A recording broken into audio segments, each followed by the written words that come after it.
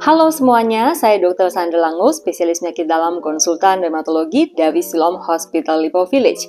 Hari ini saya akan membahas tentang osteoporosis atau keropos tulang.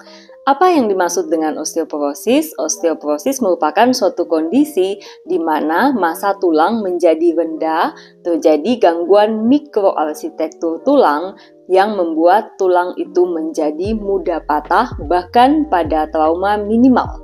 Apa gejala osteoporosis? Osteoporosis disebut silent disease. Tidak ada gejala sama sekali sampai terjadi patah tulang akibat trauma minimal tadi. Jadi tidak akan ada sakit lutut, tidak akan ada sakit pinggang kalau belum terjadi patah tulang.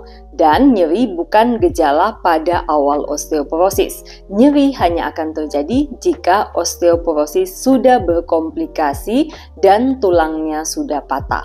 Nah, kalau Anda melihat suatu lemari yang sudah rapuh karena dimakan rayap, demikian kira-kira tulang yang sudah keropos. Sehingga lemari yang dimakan rayap tentu akan mudah terjadi kerusakan, bahkan pada sesuatu benturan yang minimal. Demikian juga tulang yang sudah keropos akan mudah patah bahkan pada trauma minimal. Nah, siapa yang berisiko mengalami osteoporosis atau keropos tulang? Usia tua pasti berisiko.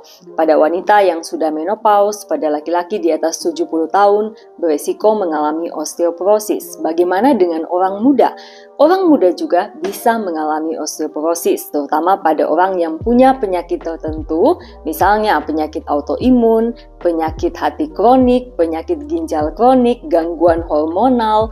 Nah, ini kelompok-kelompok yang berisiko mengalami keropos tulang. Ada juga teman-teman yang menggunakan obat-obatan, misalnya obat anti kejang, obat steroid. Nah, ini juga akan meningkatkan risiko teman-teman mengalami osteoporosis, bahkan pada usia yang masih muda.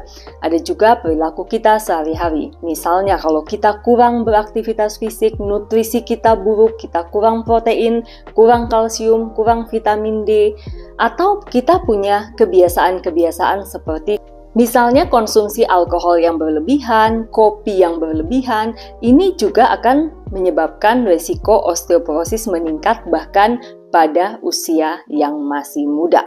Jadi sekali lagi osteoporosis itu tidak ada gejalanya. Namun diagnosisnya kita bisa tegakkan sedini mungkin dengan suatu alat yang disebut bone mineral density, BMD. Alat ini hanya ada di beberapa rumah sakit saja dan tidak sama dengan alat yang hanya menggunakan kaki di pusat perbelanjaan. Ini alat yang berbeda. Dengan alat ini kita bisa melakukan deteksi dini osteoporosis. Apakah Anda sudah mengalami low bone mass atau osteopenia, belum terjadi osteoporosis, atau sudah terjadi osteoporosis. Sehingga dengan hasil tes ini, dokter akan menentukan terapi apa yang cocok untuk Anda.